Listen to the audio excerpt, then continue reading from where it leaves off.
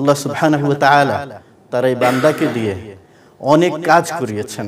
সারা বিশ্বের বাংলা ভাষাভাষী মানুষের কাছে তিনি কোরআনের মাসহাফকে জীবন্ত কোরআন হিসাবে উপস্থাপন করেছেন।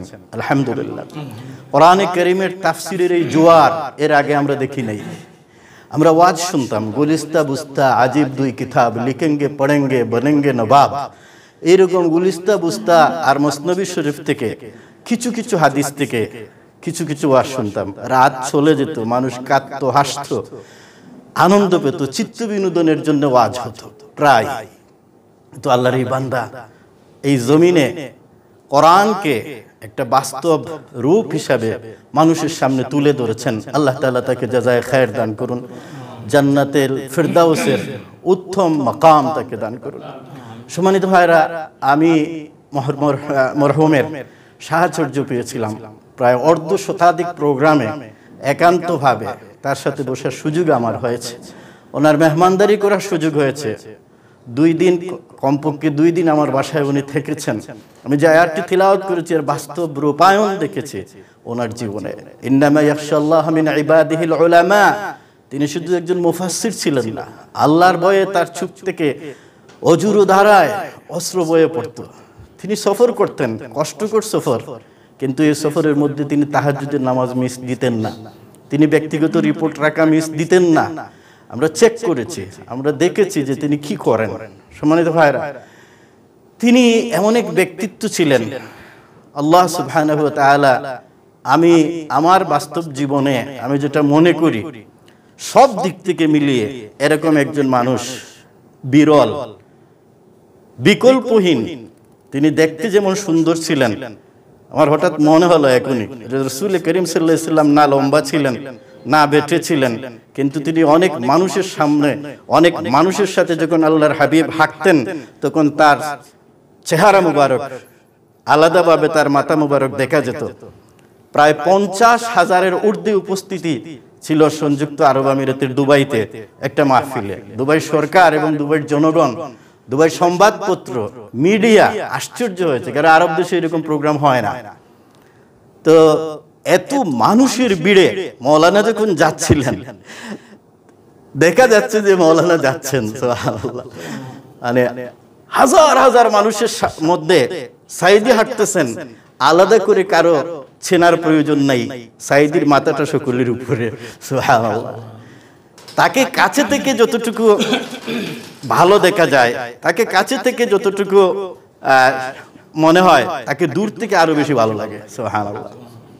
হুজুর আকরাম সাল্লাল্লাহু আলাইহি সাল্লাম তার আদর্শ, রাসূল সাল্লাল্লাহু আলাইহি সাল্লামের আদর্শ অনুসরণের ক্ষেত্রে মাওলানা খুবই সচেতন থাকতেন। তিনি শিশুদেরকে খুব বেশি ভালোবাসতেন। যেহেতু আপনারা দেশেরটা আপনারা শুনবেন, মাওলানারা বলবেন, বিদেশে প্রায় দুবাই এয়ারপোর্ট হয়ে উনি ইউরোপ আমেরিকা সফর করতেন এবং আমাদের সৌভাগ্য হতো কিছু সময়ের জন্য ওনার সোহবত নেয়ার। প্রতিটি মানুষকে আপন করে নেয়ার এক জাদুকরী প্রভাব ওনার মধ্যে ছিল, সুবহানাল্লাহ। সে ছোট হোক বড় হোক। আমার বাসায় তিনি প্রথম যখন তাকে নেয়ার আমার সুযোগ হয়, তখন আমার ছেলের বয়স ছিল 4 বছর। 4 বছর বয়সে আমার ছেলে ভিডিও ক্যাসেট তখন ছিল ভিডিও ক্যাসেট, বিসিডি, ওগুলা দেখে সাইদি সাহেবের খুতবা এবং আলোচনার প্রথম কিছুটা সে পুরোই নকল করতে পারত। তখন আমাদের ওখানের দায়িত্বশীলরা তখন সাথে ছিলেন, তারা বললো সাইদি সাহেবকে যে আমাদের কাছে একটা শিশু সাইদি আছে। তো তিনি বললো যে কিভাবে? তখন আমার বন্ধুরা বললো যে আঙ্কেল তুমি একটু শুরু করো। ছেলেটা যখন শুরু করলো তিনি একেবারে অবাক হয়ে তার দিকে তাকিয়ে থাকলেন। সে যখন শেষ করলো তাকে কুলে নিলেন। এরপর আশ্চর্য যেটা আমি মূলত বলতে চাই সেটি হচ্ছে, আলহামদুলিল্লাহ, অনেকবার মাহে রমাদানের শেষ দশকে ওনার সাথে হারাম শরীফে মানে একসাথে নামাজ পড়ার আমার সুযোগ হয়েছে, আল্লাহ তাআলা এই সুযোগ করে দিয়েছিলেন। তো একদিন ওই যে বিল্ডিংটাতে এখন ক্লক টাওয়ার, মক্কা শরীফের কাছেই, হারমের কাছেই সবচেয়ে উঁচু যে টাওয়ারটা যেটাতে গড়ি আছে, ওর পাশ দিয়ে আমি, আমার ওয়াইফ আর আব্দুল্লাহ, আমার ছেলে তখন আব্দুল্লাহ একজন ছিল, তাকে নিয়ে যাচ্ছে। সাইদি সাহেব যখন আমাদের বাসায় তার মেহমানদারি করে সুযোগ আমি পেয়েছিলাম, এর থেকে মনে হয় আরো প্রায় 5-6 বছর পর ঘটনা। তিনি পিছন থেকে ডাক দিয়েছেন, আব্দুল্লাহ। ডাক দেওয়ার পর আমি আর ডাক শুনেই আমি ভাবলাম যে এই কণ্ঠটা তো সাইদি সাহেবের। তখন পিছন ফিরে দেখি মোহতরমেই ডাক দিয়েছেন। মানে উনি 5 বছর আগে এই ছোট্ট শিশুটাকে স্নেহ করেছিলেন, এটা ওনার পুরো মনে আছে। সুবহানাল্লাহ। তো এইভাবে তিনি এরপরে যখন আমাদের বাসায় যান, তখন আমার ছেলের ডায়েরিতে উনি দস্তখত দিয়ে তাকে উপদেশ দিয়েছেন, এটা তার এখনো স্মরণ আছে। সংযুক্ত আরব আমিরাতে তিনি অনেকবার গিয়েছেন।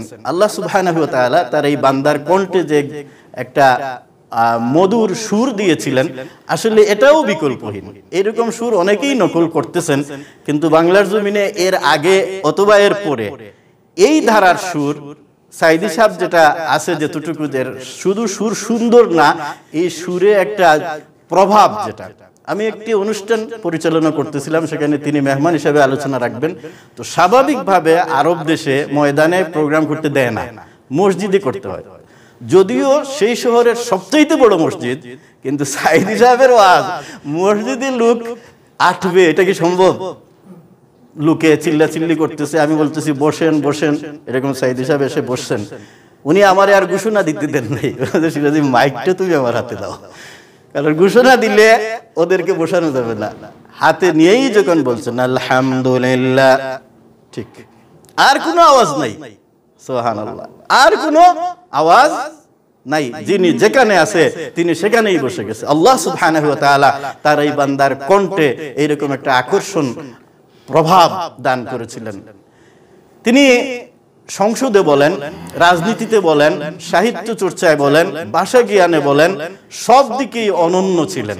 আমরা তাকে সেখানে জিজ্ঞেস করেছিলাম যে আপনি যখন বক্তব্য পেশ করেন, আরো অনেক লোকে শুদ্ধ বাংলা ভাষায় বক্তব্য পেশ করে, কিন্তু আপনার প্রত্যেকটি বাক্য এক একটি সাহিত্যের মুক্তের মতো মনে হয়, এটি কিভাবে?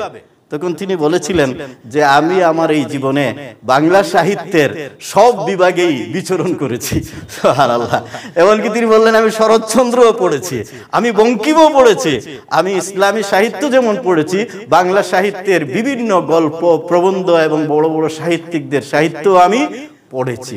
তো আল্লাহ শুকুর, আলহামদুলিল্লাহ, তিনি সব দিক থেকেই একজন একেবারে পরিপূর্ণ তো আমরা বলবো না, আলহামদুলিল্লাহ একজন মোটামুটি সফল ব্যক্তিত্ব ছিলেন। তার আরেকটি গুণের কথা বলেই আমি শেষ করব, সেটা হচ্ছে তিনি একজন দক্ষ সংগঠকও ছিলেন।